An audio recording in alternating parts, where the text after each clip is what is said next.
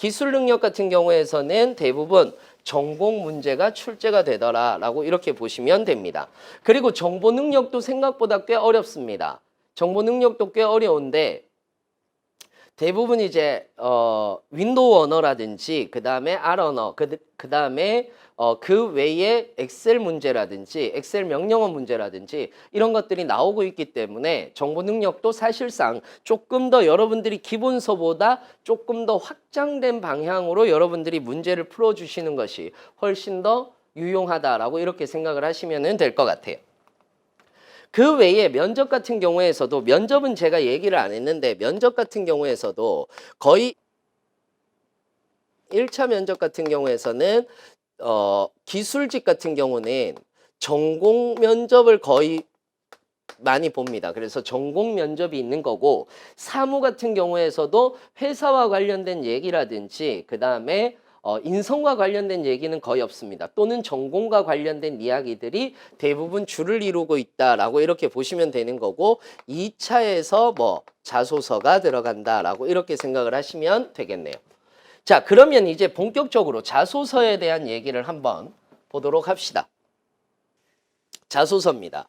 일단 한국전력공사의 4가지 인재상 중 본인과 가장 부합하다고 생각하는 인재상 2가지를 선택하라라고 얘기를 했습니다. 자, 일단 여기서 가장 중요한 게 뭐냐 하면 인재상을 2가지 선택하라라고 얘기를 했고요. 그렇게 생각하는 이유를 본인의 가치관과 연계하여 라고 얘기를 했고 교육상, 경험, 경력 등 구체적인 사례를 들어 기술해 달라라고 이렇게 얘기를 했어요. 자, 그러면 요거부터 한번 볼게요. 이거부터 볼게요. 일단은 나는 2가지를 이야기를 해야 된다라고 이렇게 얘기를 하는 겁니다. 즉, 인재상을 첫 번째 나는 어떤 인재입니다 라는 얘기를 해줘야 되는 거죠. 그래서 인재상을 2가지를 먼저 기술합니다.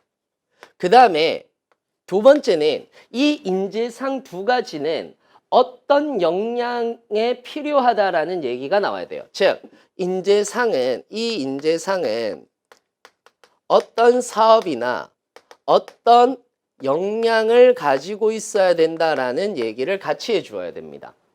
이런 인재상은 어떤 사업에 필요하고 그리고 어떤 역량에 필요하다라는 내용을 해주시는 것이 좋습니다. 대부분 이게 2가지라고 얘기를 해서 2가지 경험을 350자씩, 이게 700자잖아요.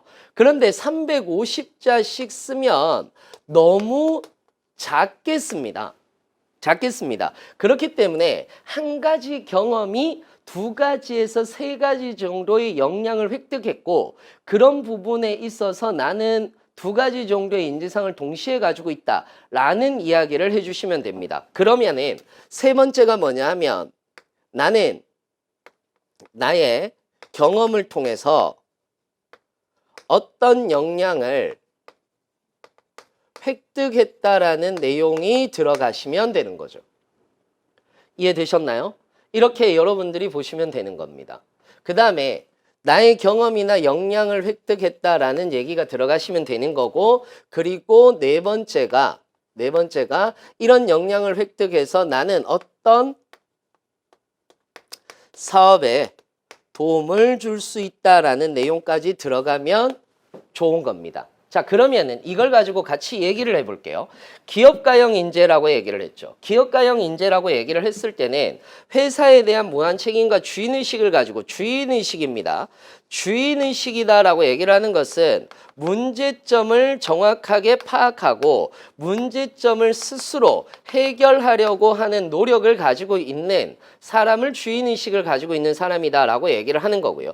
개인의 이익보다는 회사를 먼저 생각한다라고 얘기를 했을 때는 공동체의 이익을 우선하는 사람이다라고 이렇게 얘기를 하는 거죠. 즉, 공공기관은 공익을 우선해야 되는 거고 에너지 발전은 사회 발전을 위해서 존재하기 때문에 공동체의식을 가진 인재가 필요하다라고 이렇게 얘기를 하고 있는 겁니다. 그리고 또한 윤리의식 역시 가지고 있어야 되는 거죠. 자, 그렇다면 일단 첫 번째 우리가 기업가형 인재를 정리해 보면 기업가형 인재를 정리해 보면 일단 문제를 스스로 해결하려는 노력을 가지고 있어야 되고 문제점이 나타났고 문제점을 스스로 해결하려는 역량을 가지고 있어야 되고요. 그 다음에 회사를 먼저 생각하는 인재다라고 얘기를 했으니까 공동체의 이익을 우선시하는 사람이어야 되는 거죠. 사람이어야 되는 거죠. 이게 바로 기업가형 인재다라고 이렇게 얘기를 할 수가 있습니다.